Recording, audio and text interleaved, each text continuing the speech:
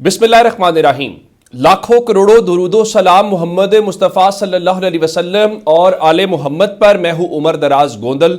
एक तो YouTube channel subscribe कर लीजिए, दूसरा बेल आइकन के ऊपर क्लिक कर लीजिए ताकि हमारी आइंदा आने वाली वीडियोस आप तक टाइमली और तसलसल के साथ पहुंचते रहे। आज महमूद खान अचकज़ई को कौमी असम्बली में अपोजिशन लीडर बना दिया गया। नोटिफिकेशन हो गया, लेकिन उसके बाद एक तनाज़ा भी हुआ है, वो भी आपको बताया जाना जरूरी है क्योंकि यह नोटिफिकेशन रुका हुआ था।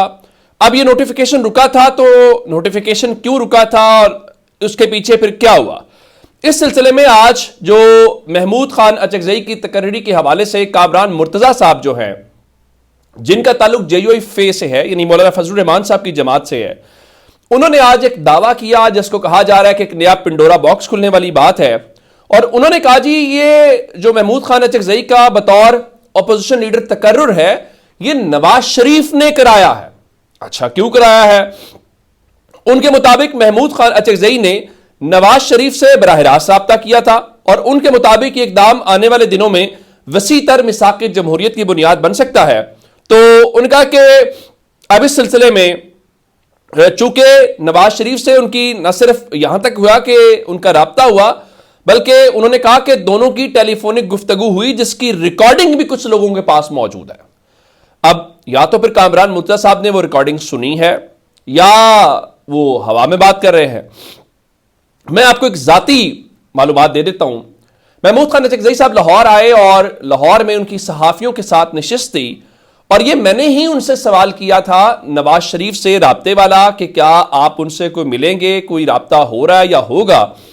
तो उन्होंने मेरे सवाल को ये कहा कि हम इतने भोले या सीधे तो नहीं है, तो आपको बता दें कि हम खुफिया तौर पर क्या कर रहे हैं। अब उस पर मुजीबुर रहमान शामी साहब मौजूद थे, तो उन्होंने कहा इसका मतलब है आप खुफिया तौर पर कुछ कर रहे हैं। फिर इसके बाद सुहेल वड़ाई साहब ने उनसे एक दो बार मुख्तलिफ तरीकों से सवाल पूछने की कोशिश की। एक बार उनका कि अच्छा चलें आप ये बता दीजिए कि अगर है तो फिर इख्तलाफात कहां पे हैं, किस बात के ऊपर बात नहीं बन रही। लेकिन अब ये जो दावा किया जा रहा है, तो ये दावा क्या वाकई ही नवाज शरीफ ने कराया है?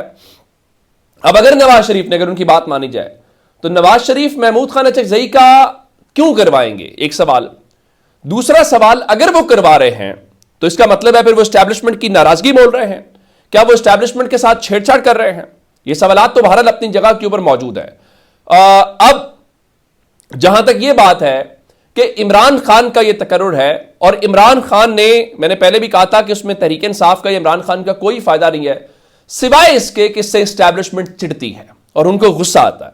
अब अगर नवाज शरीफ ने किया है तो मेरा ख्याल है कि आइंदा चंद दिनों के अंदर अंदर उसका रद्द-ए-अमल आपको ग्राउंड पे फील होगा और बहुत सारे हुकूमती तोते बोलना शुरू हो जाएंगे। फिर इसका एक मतलब और भी लिया जा सकता है कि अगर वाकई नवाज शरीफ ने कराया, फिर तो इसका मतलब है कि नवाज शरीफ को पता है कि उनकी छुट्टी होने वाली है, उनकी जमात की छुट्टी होने वाली है, वरना तो वो ऐसा काम ना करे ना जिससे एस्टैब्लिशमेंट नाराज हो रही है। तो एक चीज तो हो गई है। फिर जिस तरह से कामरान मुर्तज़ा साहब ने पिंडोरा बॉक्स खोला है, तो मौलाना फजलुर रहमान का आज राब्ता भी हुआ है महमूद खान अचकज़ई साहब से। उन्होंने मुबारकबाद दी है और यह कहा है कि एक नेक शगुन है आपका इस मुश्किल वक्त में कायदे इस बे इख्तलाफ बनना। इवन जो कामरान मुर्तज़ा साहब है उन्होंने भी कहा जी आप जो JUIF के भी अपोजिशन लीडर है, यानी पूरी अपोजिशन की, और JUIF ने कहा था हमें तो कोई इतराज नहीं है चूंकि नंबर PTI के पास है और PTI जिसको लेके आना चाहती है हमें उसके ऊपर इत्तेफाक है।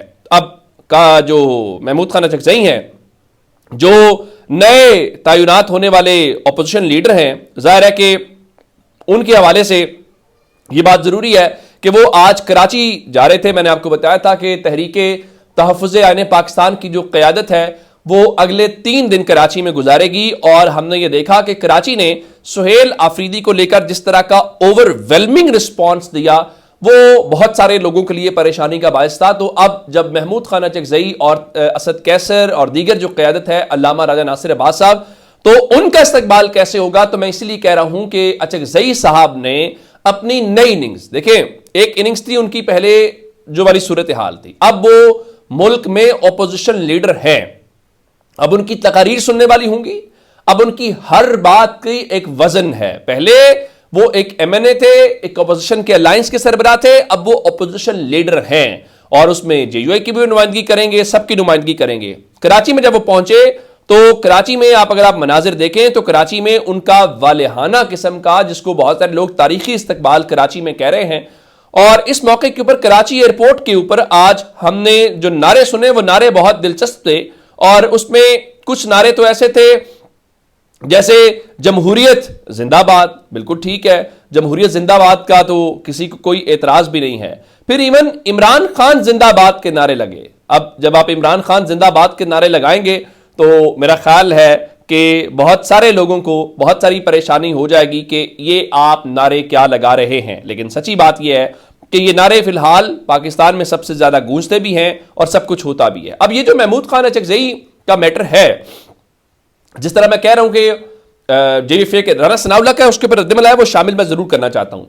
तो उनका जी मुझे महमूद खान अचकज़ई के इस नोटिफिकेशन के हवाले से नवाज शरीफ के किरदार का इल्म नहीं है, लेकिन स्पीकर ने यकीनी तौर पर जो अपनी नून लीग की लीडरशिप है और शहबाज शरीफ साहब है उनको एतमाद में लिया होगा। ये बात समझ आती है कि ऐसा तो नहीं हो सकता कि ऐसा मैटर आया हो और अयाज सादिक जो हैं उन्होंने इस हवाले से कहा। फिर जो कल हमने ये देखा कि शेर अफजल मरबत कह रहे थे कि नोटिफिकेशन हो जाएगा, तो शेर अफजल मरबत नोटिफिकेशन की बात क्यों कर रहे थे, ये एक इंपॉर्टेंट चीज है, इस हवाले से भी हमें थोड़ा सा होना चाहिए। अब सुहेल आफरीदी के हवाले से मैं आपको अपडेट्स देना चाहता हूं। सुहेल आफरीदी आज रवाना हुए, उन्होंने IG को साथ लिया, चीफ सेक्रेटरी को साथ लिया। उन्हें कहा गया जी वो आप उस पर जाएंगे, जो हेलीकॉप्टर है, मौसम की प्रॉब्लम आ गई। उनका ठीक है, बाय रोड चलते हैं। अब सुहेल आफरीदी अवामी नुमाइंदा है और उसको पता है कि अगर मैं अपने लोगों से दूर रहा तो लोग बदगुमान भी होते हैं, जो आपको सर आंखों पे बिठाते हैं उन्हें आंखों और पलकों से गिराना भी आता होता है। तो सुहेल आफरीदी अवामी आदमी है, वो अवाम की नब्ज को, अवाम की राय को, सब चीज को समझते हैं। उसके बाद वो बाय रोड जो है वो तिरा में पहुंचे और ये जो विजुअल्स आप देख रहे हैं ये विजुअल्स उस लम्हे के हैं जब सुहेल आफरीदी वादी तिरा में पहुंचे। अगर आप साइडों पे देखें तो जो ट्रक्स हैं वो नजर आ रहे हैं, जो लोगों के वहां से सामान की, माइग्रेशन की या नकल मकानी की जो सूरत हाल है वो हमें नजर आ रही है। सुहेल आफरीदी थोड़े से गुस्से में भी दिखाई दे रहे हैं और उस गुस्से की समझ भी आती है कि जब आप देखें ना कि अपने इलाके के अंदर लोगों को डिस्प्लेस किया जा रहा हो या डिस्प्लेस हो रहे हों, जिसके मुतालिक अब सुहेल आफरीदी जो बात करें वो खैबर पख्तूनख्वा का मौक़िफ़ या सरकारी मौक़िफ़ होगा।